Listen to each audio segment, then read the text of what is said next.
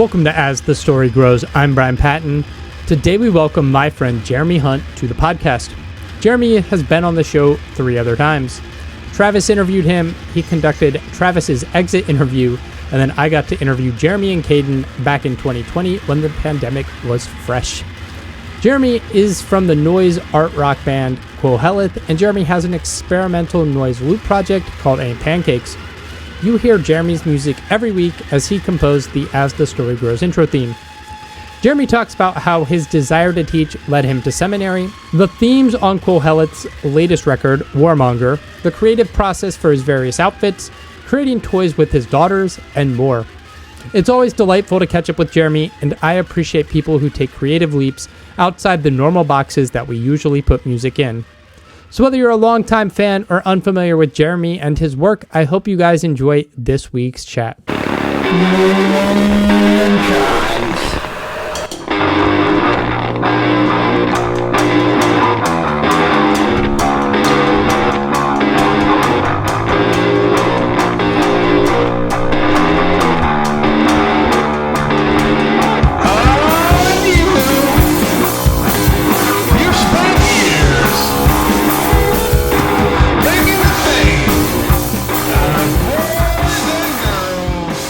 You got your doctorate in theology. Let's start here. You might have talked about this with Travis when you were on the very first time, but I do not remember that conversation. Sure. So you don't seem like the type of person who's going to go into the pastorate. So why this doctorate in theology? So I guess I guess there are a couple different layers to it. One is so I've worked professionally in social media now for, 13 years. I think this is now my 13th year working in social media. And, and I've worked for different organizations, some nonprofits. I've worked in higher ed. I am working in higher ed right now. And I actually really like the rhythm and the pace of at least what I do in higher ed. I mean, there's a cyclical nature to the years. And what you're focused on. But basically, let's see, 2014-ish, 2013, somewhere in there, the company or the organization I was working for a healthcare system. Just actually, kind of talking about with your wife and her job, the level of stress doing social media for a healthcare system was just off the charts. I was the only person that they had who worked on it full time. And it was just one of these things where I was like, I just don't know if I want to do this for the rest of my life. I don't know if this is a field I want to be in. I'm grateful that, it's provided for my family. I'm grateful that it's been a job and work that I've been able to do. But April, my wife, and I basically just started talking, and she was like, I could really see you teaching. And when she said that, it was like a light bulb went off in my head, and I was like, yeah, I probably could too. And all things considered, I've changed organizations a number of times in my professional career. The work has remained steady. But the idea of teaching long-term really appealed to me.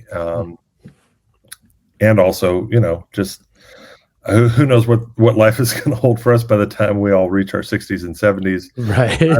I'm not anticipating that I'll really ever be able to fully retire, just because it's kind of hard to see financially for all of us. I feel like, this generation and younger.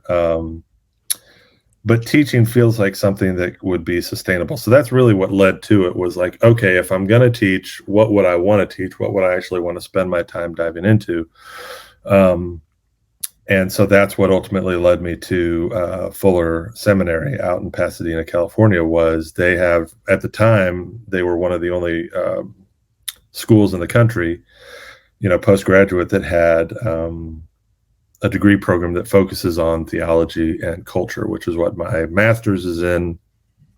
And then also my went on for my PhD at the school as well. And so really, the long and the short of it is, I don't know what the future holds, but I wanted to make sure that I was focusing on something that I would be passionate about essentially for the rest of my life. And, it's an area that I've been really curious about and have been involved in various ways over the years, whether it's through freelance writing, through the music that, I create myself and with the band.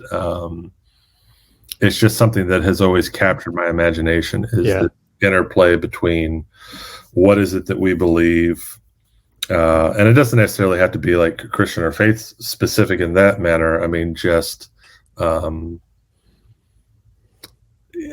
essentially what intrinsically makes us humans, are where we center our values, where we find our purpose, all these different things. I feel like storytelling and culture, whether it's through film, TV, poetry, dance, painting, whatever, all the arts, I feel like in some form or fashion can find an anchor point in that, even if it's not explicit. And in fact, I think the stuff that's not really explicit, I think the stuff that tends to focus on just trying to express ourselves as humans and make sense of the experiences that we go through, make sense of our questions, of our doubts. To me, those are the things that I find most deeply theological and profound. And so that's essentially, where I want to spend my time. And so, yes, I have no intention whatsoever of ever being a pastor.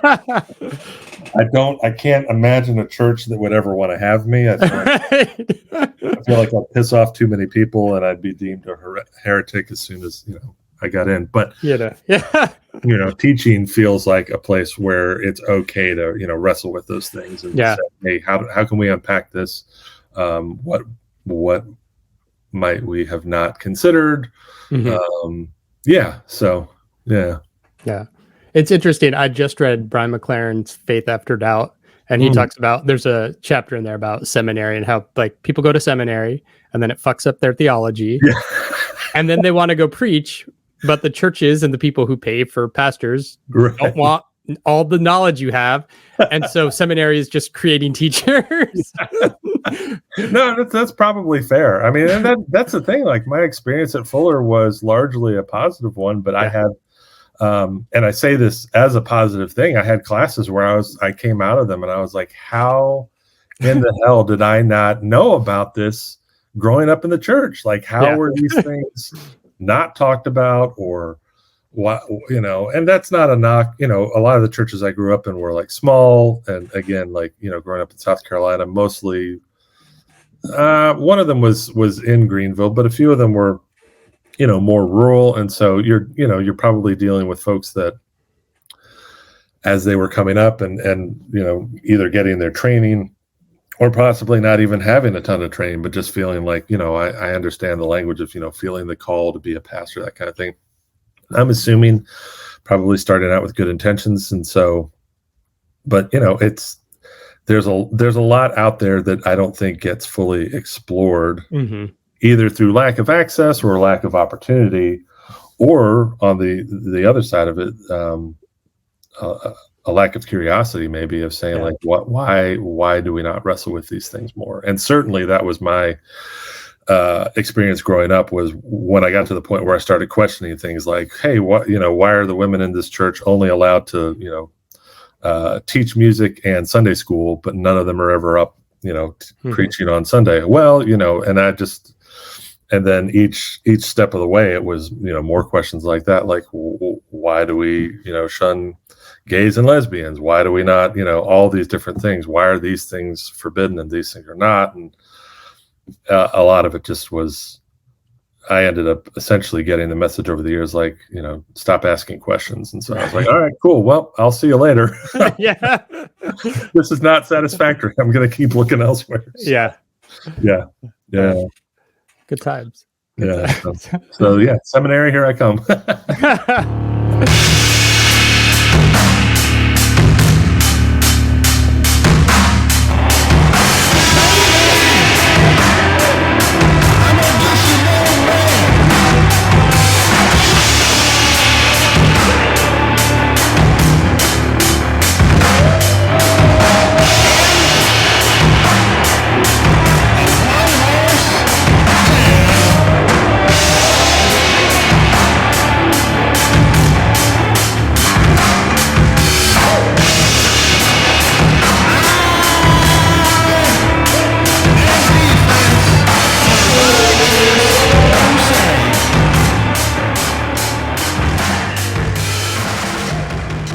Let's talk about music. Let's talk about Qoheleth to start. You guys released Warmonger in 2021. As a band that doesn't tour, you guys can kind of release music whenever. Talk about the process of this record, a lot of collaboration. I'm curious about how you came up with the artist you worked with on this project and kind of themes and inspiration. Yeah, so we're not necessarily a band that dives into Coheed and Cambria levels of world building, but there are some themes and some ideas that have started to emerge or that started to emerge, I guess, with our first two albums. And in reality, the ideas for Warmonger were actually taking root pretty soon after our first album, God is the Warmest Place to Hide.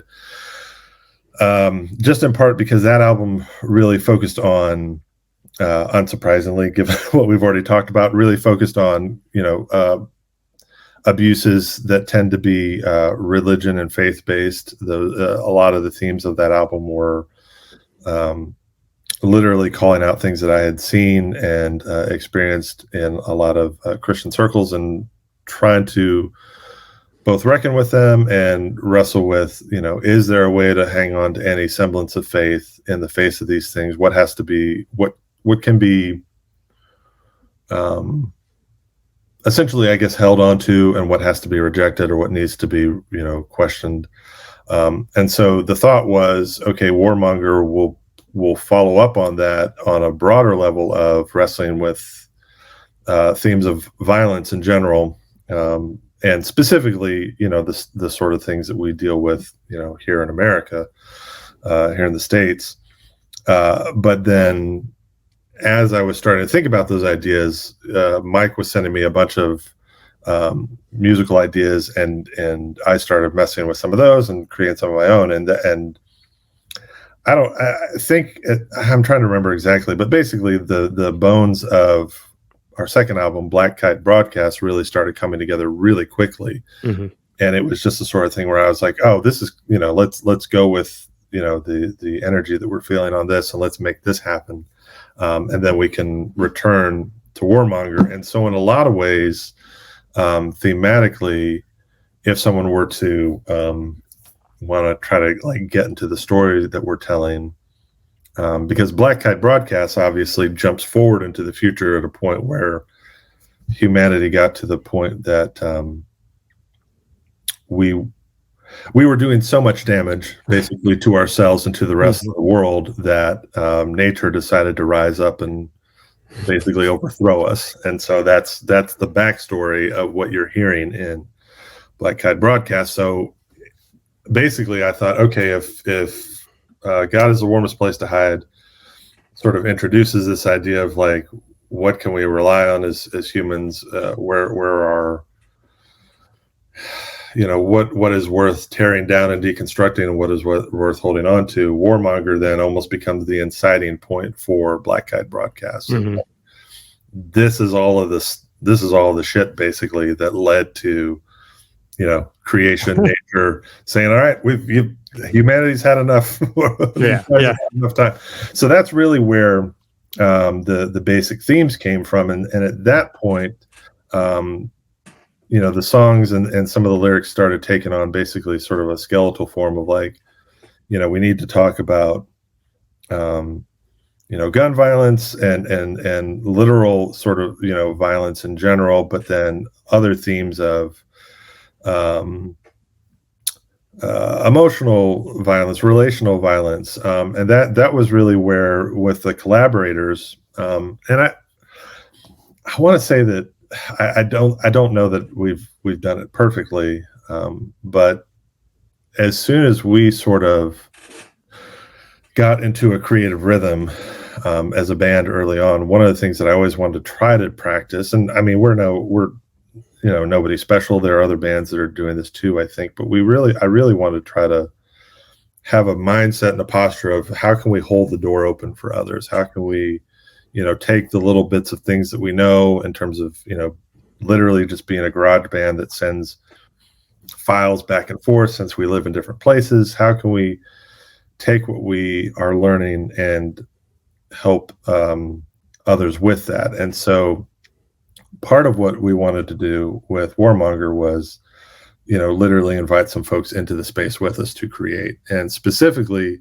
to make sure that we had varying perspectives on this, and that it wasn't just, three white dudes, raging about things. So the artists that we invited in were friends of mine who, come from different communities and different backgrounds. I mean, a lot of stuff that we do share in common, because we've been, friends, for varying periods of time, depending on when I met each of them. But yeah, that was the idea behind bringing in the collaborators with us, was saying,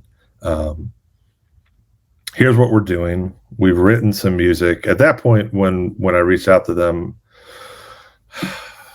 I'm trying to remember, I think we had maybe some instrumental, some rough demos sketched out.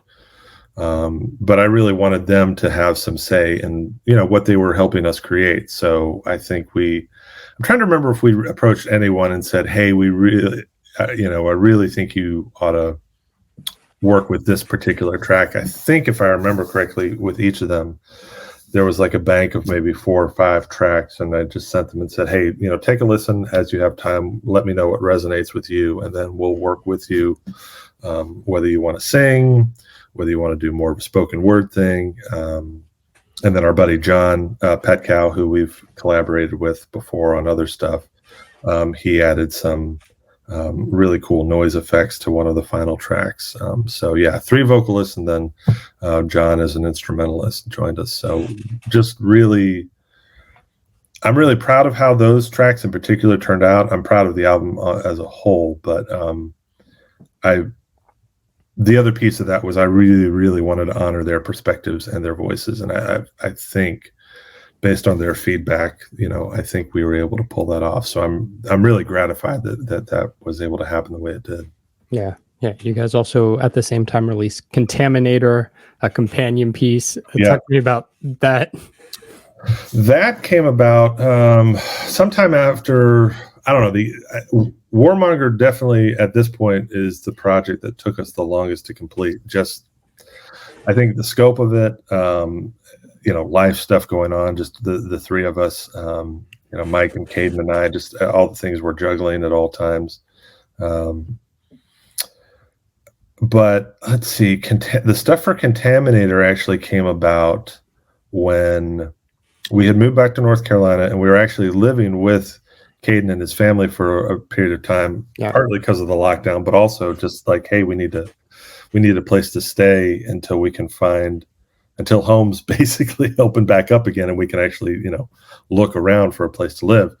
And they had an old piano in their house. I think they still do. And I just sat down at it a few times over the course of a few days and literally just improvised some stuff, and, didn't know what to do with it, started thinking about it. And I don't know, man, I'm trying to remember how the idea hit, but basically I was like, what if it would be really wild if any of this lined up? And I started taking some of those tracks and, editing them, manipulating them, chopping them up a bit. But then I just was like, wait a minute, some of this might actually work with some of these Warmonger pieces. Mm-hmm. So that was the idea behind it, was, here's an EP of instrumental stuff that is a companion piece. But what we wanted to really hint at, and we did it primarily through the titles. The titles, and then the cereal box. We dropped a ton of hints on the Warmonger cereal box that we created. Was, hey, you could actually sync these up and play these, certain tracks together. Not the whole EP with the LP, but 6 certain tracks on the LP on the record would sync up. So I love it. Certainly, again, that's nothing, necessarily brand new, but there are bands that have done that before that I love layers to the art. And so that's something that, again, is important, I think, for everything that we do is, what are the different levels here that, if you purely just want to engage with it on one surface level, awesome. Mm-hmm. Like, hopefully there's something there that catches your ear. But if you are someone that likes to unpack things the way that we do, hopefully we've put enough in there that like this, that you could experience it that way as well. So yeah. You mentioned the cereal box. You're one of those bands I like because you're always doing either weird merch or just like, here's a VHS tape of some weird shit. Like, so how'd the idea for a cereal box for Warmongers come about? I honestly, I'm trying to remember. I don't know. I mean, I'm obsessed with pop culture and the ways in which it shaped me and the ways in which it continues, I think, to shape all of us. Again, kind of going back to what we were talking about with seminary and stuff. But I love using, iconography and those sorts of media in subversive ways. And so I honestly, I feel like part of it was like, we're doing a really, really heavy album thematically. What are some ways that we can get a little bit more humorous, not to undercut it, but basically drive the satire even further home? So like the lyrics on More Guns on Warmonger, honestly, I was like, when I wrote them, it was actually after yet another school shooting. And I was just so angry. And so what I wrote fairly quickly was probably one of the most, at least for me, probably one of the darker songs I've ever written. But it was basically, I was like, all I know how to do is take sarcasm and satire as far as I can with these lyrics. And so I think the cereal box was kind of an extension of that, of like, okay, let's just model this after like an old school cereal box. Let's again put as many little hints on there as we can, little Easter eggs. And then on the back, I found an old, I don't know, man, maybe from an old Captain Crunch box or something, found an old like game, board game essentially, and edited it and chopped it up and kind of made our own thing out of it, basically doing like a board game remix, I guess. And so even there, the game is called Bombs Away, and the whole point of the game is like, how many of these islands and how many of these buildings can you destroy? Which, again, in my mind was like, this is kind of the legacy, at least in part, of the United States, is going where we don't need to go, or policing, people groups that we don't need to police. But even in that, I tried to put a hint. I don't know if anybody's picked up on it yet, but and maybe they have, and just haven't told me. But even in the game instructions, I tried to put in something that would almost undercut the violence and to suggest, hey, if we can think creatively, there are ways of opting out. Like so there's a particular rule within the game rules where if you pay attention to it, you're like, oh, I can actually not do this. I can start the game and participate in the violence, but at a certain point, I can make a decision to actually not finish, and I can. So even that. So it was just, and then the really cool thing that I loved about what we were able to pull off with the box was that the front art is an actual art piece that Caden and I worked on together. So the original piece is literally like, I forget how big it is, but it's actually a resin pour. So we did multiple layers of laminated the art pieces. So like, Horus, and then like sorry, I brought it over because it's been a while since I that's why I'm trying to remember what we did. But like the cereal bowl, the cereal pieces, like all of these elements, basically, there's at least one or two layers of each, and then Caden poured resin over it. We let it harden, then we did another to try to make it more tactile. Give it more of a 3D sort of look, and then we took photos of that. And actually, I'm remembering this now. Our friend Kay, who's on the let's see, which tape is hers? Which track is hers? Dying Nuance, Dying World. So she's a vocalist on that. She's also a ridiculously talented graphic designer. So as we were finalizing this and the piece itself was done, I was trying to think about the best ways to capture the image for the box. And we were just emailing one day, and she's like, send it over to me. She said, I'll take a look. And so she helped us kind of clean that up for, reproduction on the box. So again, just really grateful for, the talents of our friends. And So yeah. That's dope. I'm curious about the creative process, both on the Ain't Pancake stuff and Qoheleth, because like re-listening to a lot of that stuff this morning in the last few days to prepare, and just like there's so much of it that like sometimes feels effortless. And I know like when you do like noise and loop stuff, like it could just be like, did they even try? But like as someone in that creative space doing like ambient stuff, like it's really hard actually to like figure out what textures and layers. So I'm curious about the creative and writing process. And well, I mean, so I guess I have two answers. The cop-out answer would be, I really think, Mike, a few years back, not too long after we got started, coined what has become sort of almost our guiding principle as a band in Qoheleth. And I think I've internalized it, even more with Ain't Pancakes is, written by accident and played by instinct. So I would not say that we're an improv, that either of these are improv. But we try as much as we can to kind of go with our first instincts and with our guts. I think some of that comes from years of playing music in very structured environments, and having a certain amount of training on our instruments. Maybe not a ton. Certainly Mike is just wildly gifted and talented, and the main stuff that I bring to everything is just essentially trying to shove myself forward ability wise as I can.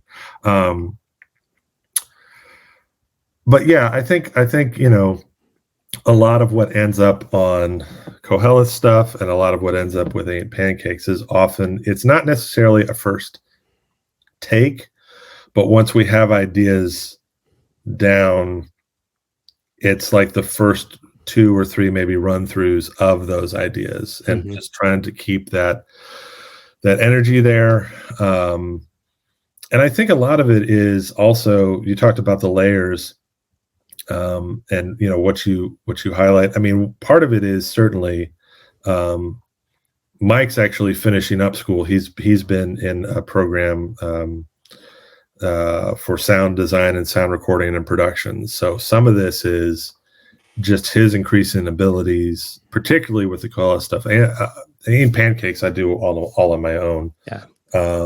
But particularly with Qoheleth, he's mixing and mastering. I've done just a little bit. We released a couple of one-off tracks over the past maybe year and a half on some different compilations. And so with some of those, if he hasn't had time, like if he's been in the thick of work and assignments and we needed to get something turned around quickly, I would do a mix pass or and then send it to him, and then he would do a master on it. But I think some of that is just, I think some of it's trusting our guts, and some of it is also just learning over. I mean, we've been writing music now together for I guess this will be our 7th year. Like we started writing our first album in 2016. So I think some of it is just, instincts and listening that develops over the course of doing that sort of thing. And I'm trying to think if there's anything wildly different with Ain't Pancakes. I think the thing that I try to do with Ain't Pancakes is each of the 3 releases thus far have really come from very different places sonically. I mean, I think they all maintain a through line of sort of like chaos and noise, which is obviously intentional. But like the first one was literally taking loops, 10 to maybe 15-second loops from our TV audio that would glitch, and basically saying, okay, is there a way that, and so in a lot of ways, the first 2 in particular were really more, I went about them from almost a technical challenge standpoint, where I was like, okay, I think there's something here, but can I make something, artful or even just listenable out of it? And so like that first one was literally just saying, I've captured all these random clips from the TV. when it's glitched, I've captured, I don't know, maybe like 10 to 15 of them, and on my phone. So there's no stems. It's literally like the audio I have is what I have to work with. Is there a way for me to deconstruct them enough to stretch them out, to chop them up? What can I do with them to make it so it feels essentially like some sort of like weirdo outsider mixtape? And then the second one was more of almost like an audio journal or diary of just stuff that I'd collected over the course of like a year and a half while we were living in California, or maybe even longer than that. We were out there for almost 6 years, so the span may have been longer. But that one was definitely more leaning into, ambient and other stuff of just like how do I weave these pieces together? And then the most recent one that came out last year was probably, I don't want to say the most straightforward, but that one was essentially like I got a bunch of like pocket operators and random little, micro synths and stuff with beats. And so that's what I was kind of trying to explore. I was like, okay, what do I do to make like just really, really simple beats? And then just I think one of those tracks, I ran them through one of my guitar pedals, and essentially it's me just messing around and exploring. Yeah. What can I create out of this that feels, maybe a little cohesive or just fun to spend time with? And so that's really kind of where those all originated. Right. It's more like dumping a box of Legos out and figuring what you can build with the Legos, as opposed to like songwriting, right? No, I love that illustration. Yeah, that's a great analogy for sure. That's good. Yeah. It's Bandcamp Friday. You sent a message out. You guys have all these little fun little toy packages that come with special songs for people who pick up the like sticker pack and the toys. What was the brainchild behind that? Just like, hey, here's something special for people who support the band in a non-musical way. Like the downloads, or Yeah, I think I've always wanted to try to include something, and with the stickers, I don't know if it's insecurity is not the right word, but I just, or maybe it is. I always want to be bringing something.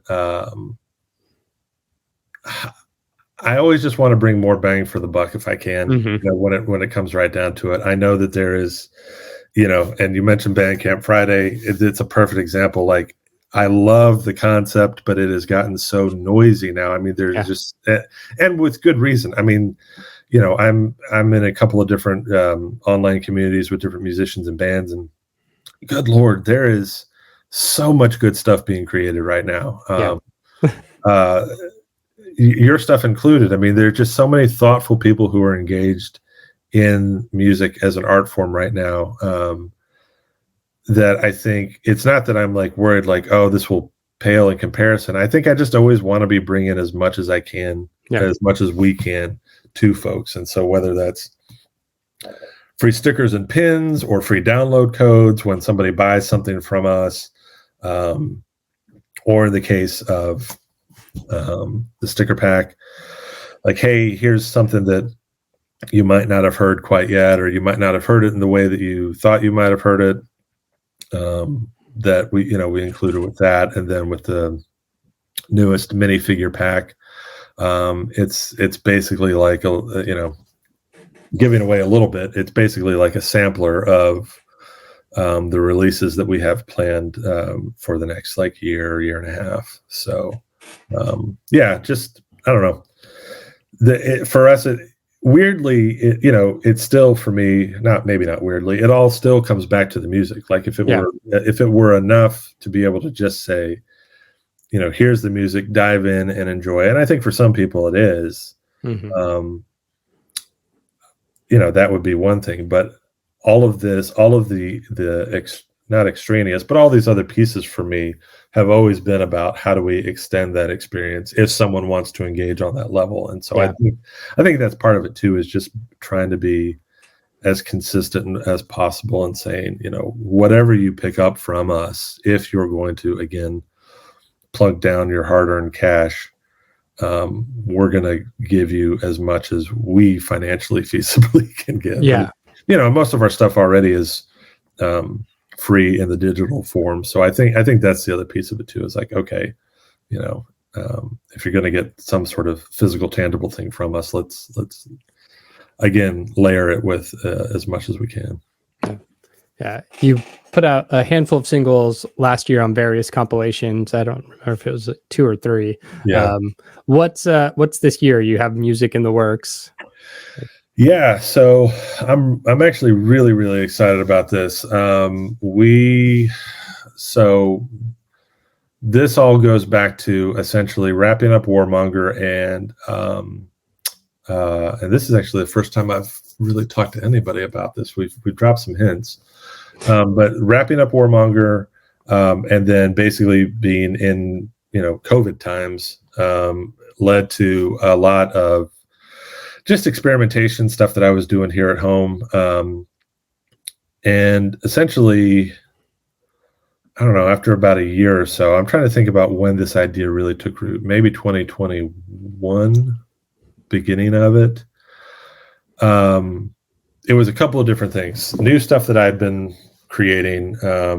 Cade and I tried out the Patreon thing for a little bit, where every month I would create an electronic based track, and he would create a new visual piece. And so we'd release it together. So after 10 months or so of doing that, and that never took off. I mean, I had a couple of dear friends who supported. And I'm so grateful, but we it never took off the way we hoped. Patreon is really fucking hard. Yeah, it is, and but coming out of that, we were like, oh, we have this bank of 10 songs or 10 pieces. Maybe we can do something with this. I was creating other stuff. Mike was working on some things.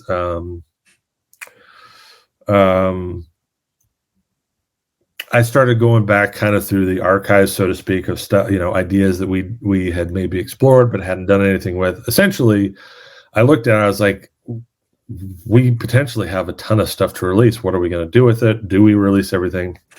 And then I returned to creatively to Black Kite Broadcasts, where each of those tracks on that album is basically like a fake band from the future. Yeah.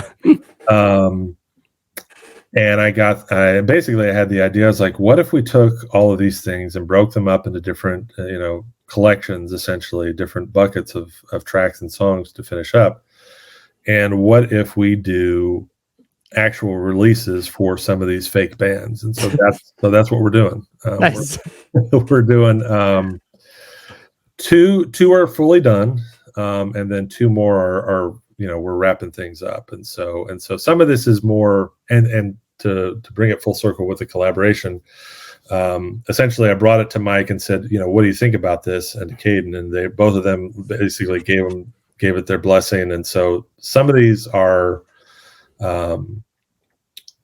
technically maybe more closer to solo projects, but so the first one that's coming out is on the 14th of February, on Valentine's Day. Euphoriatic Studios is putting out, or Euphoriatic Records is putting out an EP from Territorial Pissants. So that's the band, one of the early bands on Black Kite Broadcast.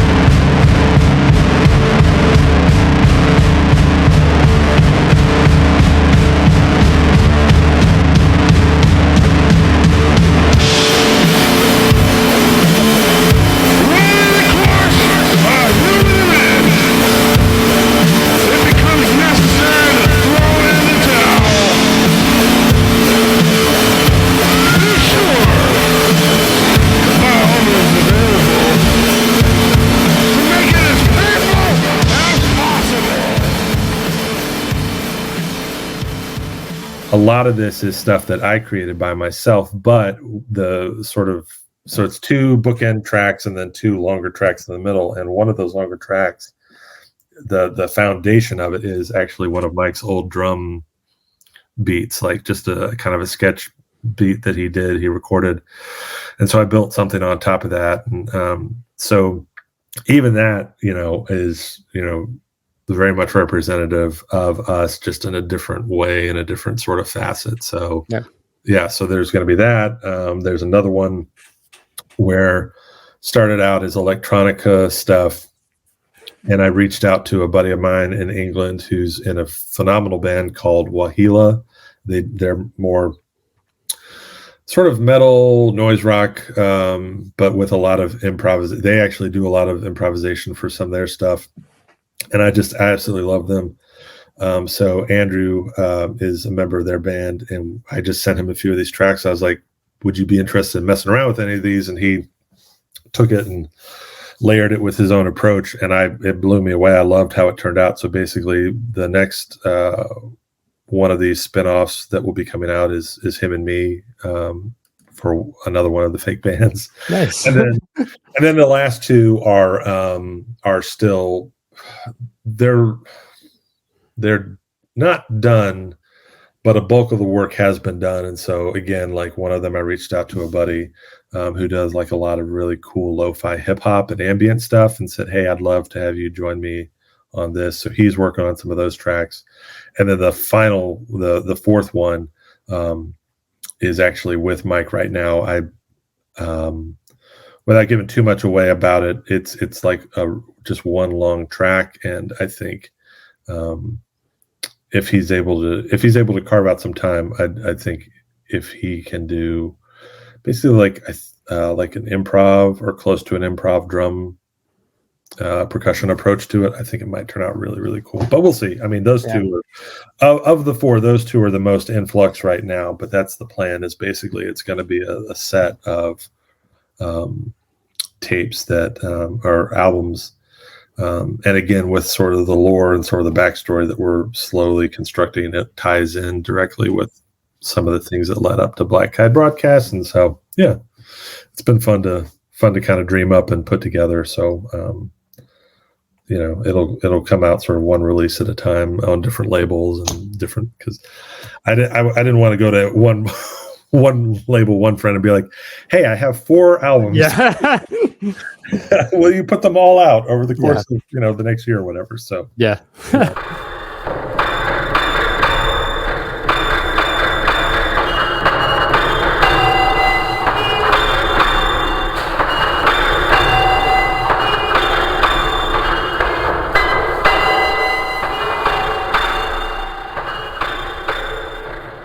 The one thing I do want to highlight is the most recent little batch of minifigures that we put together.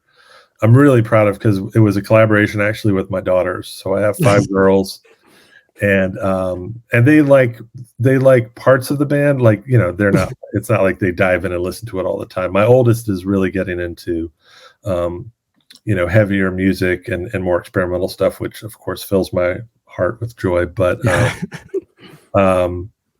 I don't know, probably sometime last year we were just talking about it, because they know we do the custom figures for the band.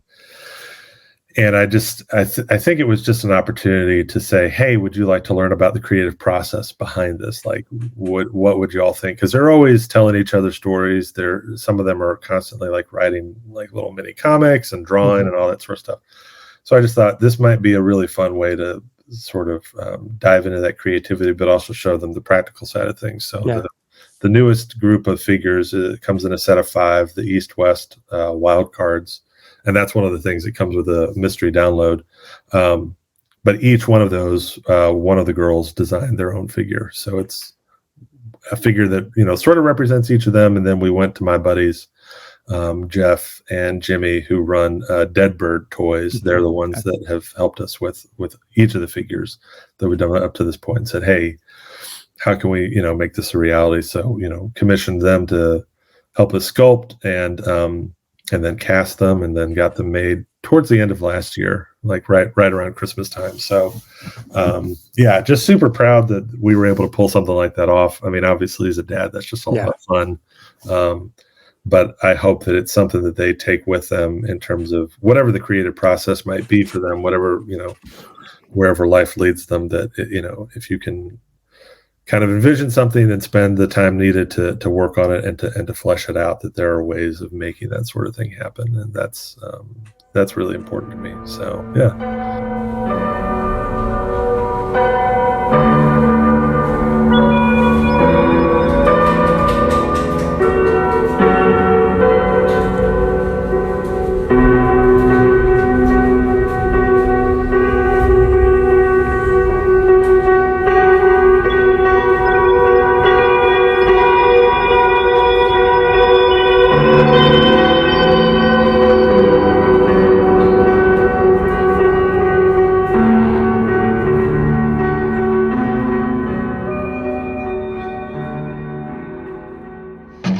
Thanks for listening to As the Story Grows. Our intro music was written and composed by Jeremy Hunt. The As the Story Grows theme is by Bob Nana. If you like what you hear, subscribe wherever you get your podcasts and give us a rating and review. If you'd like to support the show financially, you can join us at patreon.com/asthestorygrows. Be a part of our community and join the ongoing conversation over on Discord. If you enjoy this episode, share it on social media with your friends. Much appreciated, and thanks for listening. I never thought